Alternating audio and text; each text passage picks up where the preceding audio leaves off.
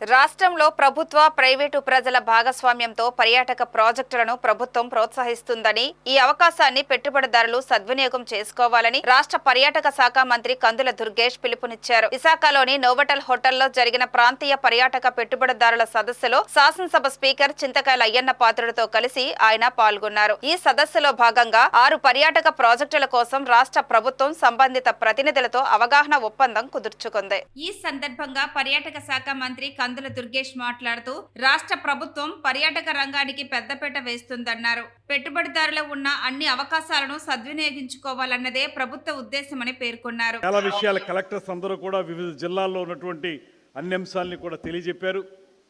ఇక ముఖ్యంగా నేను చెప్పదలుచుకున్నది, ఒక అందమైనటువంటి ప్రకృతి సౌందర్యం ఒక పక్కన, అద్భుతమైనటువంటి అటవీ సంపద మరో పక్కన, చాలా సుదీర్ఘమైనటువంటి పొడవుగా ఉన్నటువంటి సముద్ర తీరం మరో పక్కన, ఇలాంటి అద్భుతమైనటువంటి పర్యాటక హితమైనటువంటి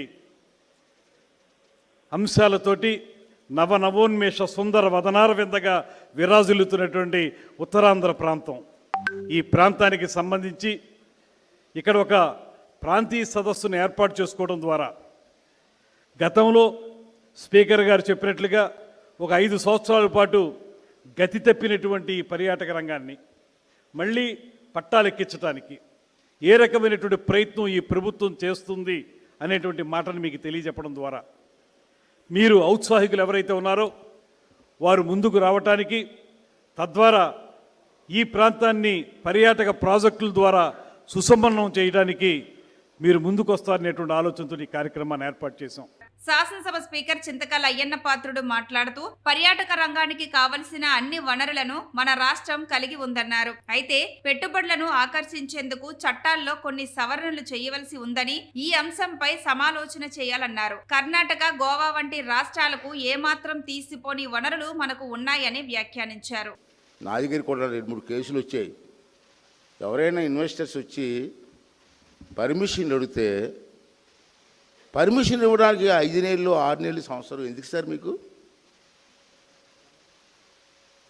మీ వెనకాల తిరుగుతూ ఉండాలా? అరే, ఇన్వెస్ట్ చేయడానికి వస్తే కాగితం పెడితే మీరు క్లియర్ చేయడానికి ఎస్ ఆర్ నో అని చెప్పడానికి 1 ఇయర్ కావాలా మీకు? ఆ టైం ఫిక్స్ చేయండి sir. With in one week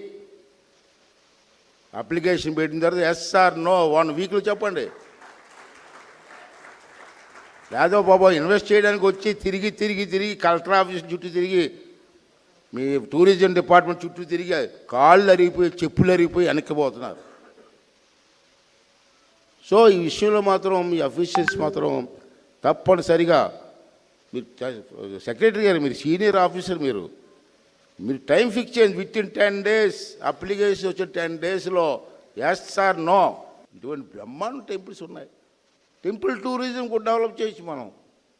ఇన్ని అవకాశాలు ఉన్నాయి, కానీ చేయలేకపోతున్నాం. ఎక్కడో ఫాల్ట్ ఉంది. ఆ ఫాల్ట్ని సరిదిద్దండి సార్.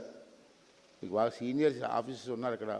మంత్రి గారు మంచి పని, అతనితో ఈ మధ్య చాలాసార్లు మాట్లాడే ఫోన్లో. అతను కూడా ఏదో చేయాలా, అయిన బాధరి గారు ఏదో చేయాలని తపంతో ఉన్నారు.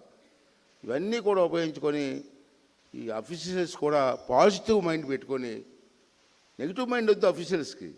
విషయంలో పాజిటివ్ మైండ్తో క్లియర్ చేసి విశాఖపట్నాన్ని బ్రహ్మాండ టూరిజం స్పాట్గా డెవలప్ చేయాలని చెప్పి ఈ సందర్భంలో మీ అందరి తరపున మరి మంత్రి గారు శ్రద్ధ తీసుకోండి. మీకు కావాల్సిన సపోర్ట్ మేము ఇవ్వడానికి మేము ఎప్పుడూ సిద్ధంగా ఉంటామని చెప్పి